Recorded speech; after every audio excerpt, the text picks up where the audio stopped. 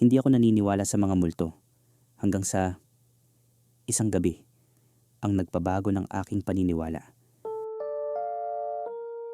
Nagtatrabaho ako sa isang call center sa Makati, graveyard shift.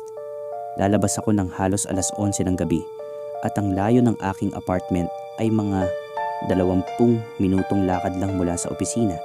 Isang bagay na dating normal lang para sa akin.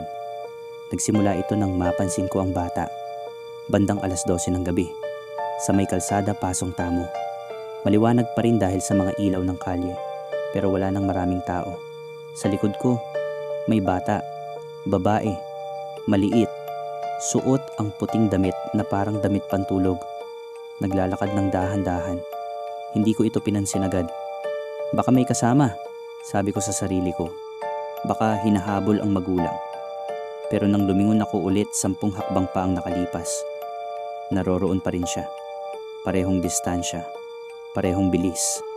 Parang hindi nagbabago ang agwat sa pagitan namin kahit gaano ko kabilis maglakad. Sa ikatlong paglingon ko, iyon ang nag-trigger ng takot. Dahil sa pagkakataong iyon, sa ilalim ng liwanag ng isang poste, nakita ko ang kanyang mukha. O kung ano man ang dapat na mukha niya. Patag, walang mata, walang ilong, walang bibig. Parang may kumuha ng pambura at pinawi ang lahat ng features ng mukha niya. Balat lang, patag na balat na tinatawag na mukha. Napatigil ako, tumigil din siya. Nakatayo kami ng ganoon sa loob ng ilang segundo. Ako na halos hindi makahinga. Siya na walang mukha pero parang nakatingin sa akin. Pagkatapos, nagsimulang lumakad ulit siya, patungo sa akin. Tumakbo ako. Hindi ako huminto hanggang sa maabot ko ang aking apartment. Isinara ko ang pinto. Sinilip sa maliit na butas. Walang tao sa labas. Umupo ako sa sahig ng aking sala. Nanginginig, hinihingal. Kinuha ko ang cellphone ko. Naghahanap ng anumang makakapagpaliwanag sa nakita ko. Baka ilusyon, baka pagod lang ako. Pero habang nag-i-scroll ako, natagpuan ko ang isang lumang balita. 10 taong gulang, 3 taon na ang nakalipas. Batang babae na nawawala sa Pasong Tamo area. Matagal nang patay ayon sa pulis. May kasamang litrato. Puting damit na parang damit pantulog. Maliit, marupok ang katawan. At ang mukha, basag. Siya iyon. Hindi ako nakatulog ng gabing iyon. Kinabukasan, nalaman ko mula sa kapitbahay na matagal nang nakatira sa lugar. Natagpuan ang bata sa hindi malayong eskinita mula sa aking ruta pauwi. 3 taon na ang nakalipas. Hanggang ngayon, walang nahuling may kasalanan. Walang naaresto. Bukas pa rin ang kaso. Lumipas ang 1 linggo. Nagpalakas ako ng loob. Sabi ko sa sarili, 1 beses lang iyon. Hindi na mauulit. Pero nang susunod na Martes, naroroon na naman siya. Parehong oras, parehong kalsada, parehong distansya sa likod ko.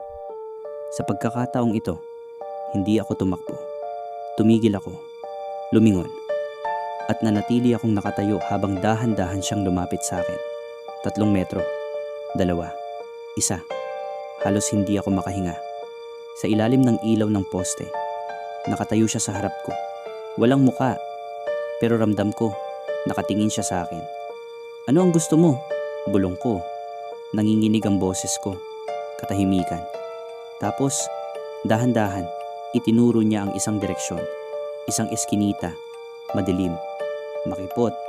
Iyon ang eskinita kung saan siya natagpuan 3 taon na ang nakalipas.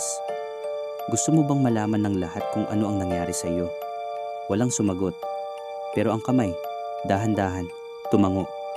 Kinabukasan pumunta ako sa pulis. Sinabi ko ang lahat. Ang nakita ko, ang ruta, ang eskinita. Iniisip nilang baliw ako. Hanggang sa sabi ko, suriin ninyo muli ang eskinita. May nakalimutan kayong tingnan doon. Nagpadala sila ng pulis para usisain ang paligid. At sa ilalim ng isang lumang kanal na may takip sa dulo ng eskinita, natagpuan nila ang ebidensya. Ebidensya na 3 taon na nilang hinahanap. 1 buwan pagkatapos, nahusgahan ang may kasalanan. At nang gabing iyon, pauwi na naman ako mula sa trabaho. Parehong ruta, parehong oras. Pero sa pagkakataong ito, walang sumusunod sa akin. Lumingon ako sa bawat poste, sa bawat sulok, sa bawat lilim. Wala. Malamig pa rin ang hangin, tahimik pa rin ang kalsada. Pero iba ang pakiramdam ngayon. Parang malaya na ang gabi. Parang may bagay na matagal na nakakulong. Nakalaya na rin sa wakas. Hanggang ngayon, hindi na siya bumabalik. Pero lagi akong nagpapasalamat sa bawat beses na ligtas akong nakakauwi.